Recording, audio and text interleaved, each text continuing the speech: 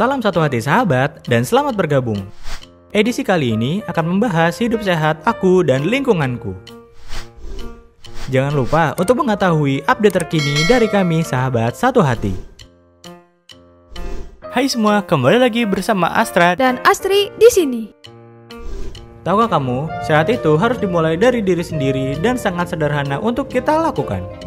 Kali ini, Astra dan Astri akan mengajak sahabat untuk mencegah sumber penyakit di rumah dan di lingkungan sekitar.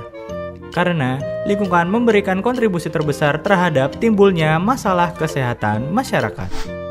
Badan Kesehatan Dunia atau WHO mendefinisikan menjadi 17 ruang lingkup kesehatan lingkungan yang memberikan pengaruh pada kesehatan. Kita dapat berkontribusi dengan menjaga kebersihan di lingkungan kita sendiri.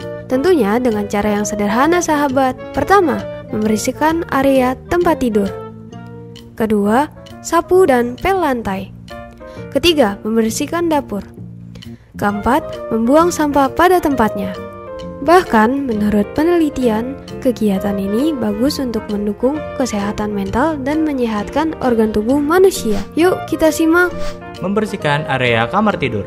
Selama lebih dari 6-8 jam kita berada di area ini, sehingga perlu diperhatikan kebersihannya. Dengan membersihkan debu, mengganti spray, mencuci kain gorden, dan selimut secara berkala, agar tetap bersih dan kita bisa beristirahat dengan berkualitas.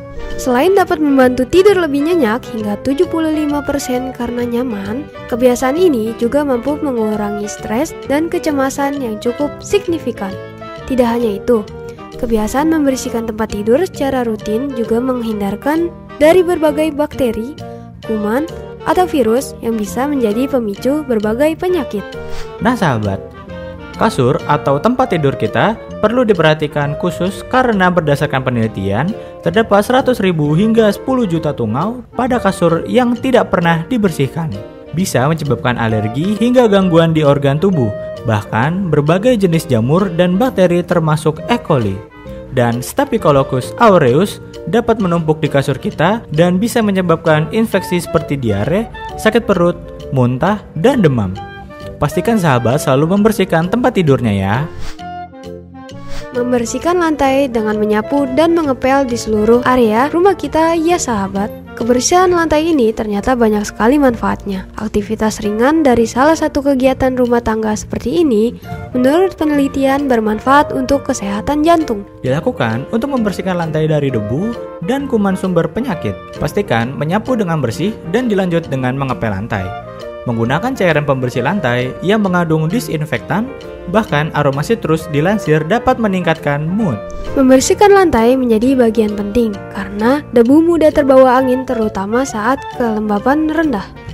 Menjaga kebersihan lantai dapat mencegah mikroba, virus, dan bakteri yang dapat menularkan penyakit.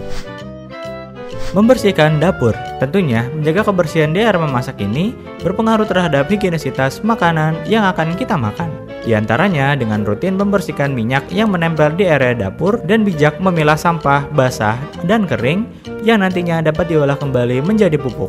Dapur menjadi salah satu area terpenting yang harus dijaga kebersihannya. Dikarenakan dapur merupakan tempat kita mengolah makanan bergizi yang kita konsumsi setiap hari. Buang sampah dapur setiap hari dan jangan membuang sisa makanan dan minyak atau sisa lemak ke saluran pembuangan ya sahabat. Perhatikan kebersihan kulkas dan juga sirkulasi udara di dapur agar makanan yang tersimpan di kulkas tetap optimal dan saat memasak lebih nyaman dan juga apik. Membersihkan kamar mandi. Ini adalah tempat kita untuk membersihkan diri setelah beraktivitas. Menjaga kebersihan di kamar mandi wajib dilakukan secara rutin karena tempat yang lembab ini mudah sekali menjadi tempat berkembang biaknya mikroba, bakteri, dan jamur, seperti jentik nyamuk yang di genangan air, hingga ke hewan kecil seperti kecoa. Kamar mandi harus menjadi tempat terbersih, karena menjadi tempat buang air kecil maupun buang air besar atau BAB. Maksimal seminggu sekali, kamar mandi ini harus dibersihkan ya sahabat. Hal ini dilakukan untuk mengurangi resiko terjangkitnya penyakit. Kamar mandi yang kotor bisa menjadi tempat berpindahnya penyakit berbahaya ke dalam tubuh kita. Gunakan karbol atau disinfektan dan pastikan kondisi kamar mandi tetap kering dengan menjaga sirkulasi dan pencahayaan. Konon, ini menjadi budaya sesama manusia menghargai lingkungan dan sesamanya. Astra dan Astri yakin para sahabat di sini sudah terbiasa untuk menyimpan sampah apabila belum menemukan tempat sampah dan memungut sampah yang ditemui ya. Membuang sampah pada tempatnya merupakan hal yang harus dibiasakan dimanapun kita berada. Karena manfaatnya banyak sekali sahabat, selain bersih nampak indah, juga dapat mencegah kita dari penyakit, hingga mencegah terjadinya banjir di lingkungan sekitar. Bahkan, ada loh denda dari pemerintah bagi pelaku yang membuang sampah sembarangan, seperti membuangnya di sungai atau saluran air lainnya. Menjaga kebersihan halaman dan saluran air. Tentunya, ini menjadi bagian yang tidak kalah penting dalam mendukung perilaku para sahabat di lingkungan sekitar. Menjaga kebersihan halaman berfungsi untuk mencegah debu atau kotoran agar tidak masuk ke dalam rumah. Tentunya hal ini juga memudahkan kita untuk menjaga kebersihan di dalam rumah. Terakhir, yang tidak kalah penting yaitu menjaga kebersihan di saluran air. Kira-kira sahabat lebih suka yang mana? Pastinya rumah yang sehat dan terjaga ya sahabat. Menjaga rumah dan lingkungan yang sehat menjadi kewajiban kita bersama untuk mendukung kesehatan kita. Apa sih ciri-ciri rumah dan lingkungan yang sehat? Tadi sudah sempat disinggung ya. Ayo, apa saja ciri-cirinya? Pertama, terdapat ventilasi atau saluran udara yang baik. Ventilasi berfungsi untuk menjaga sirkulasi udara agar tetap bersih dan sehat, dan juga dapat mencegah rumah dari kelembaban yang dapat menjadi tempat bertumbuhnya jamur dan sumber penyakit. Kedua, saluran pembuangan atau drainase juga harus baik. Seperti yang tadi Astra sudah bilang, memelihara kebersihan drainase untuk mencegah berkembang biaknya jentik nyamuk yang berbahaya bagi kesehatan kita.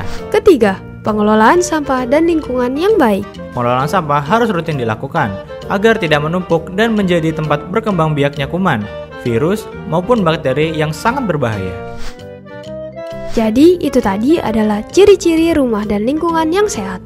Apakah lingkungan rumah sahabat sudah sehat?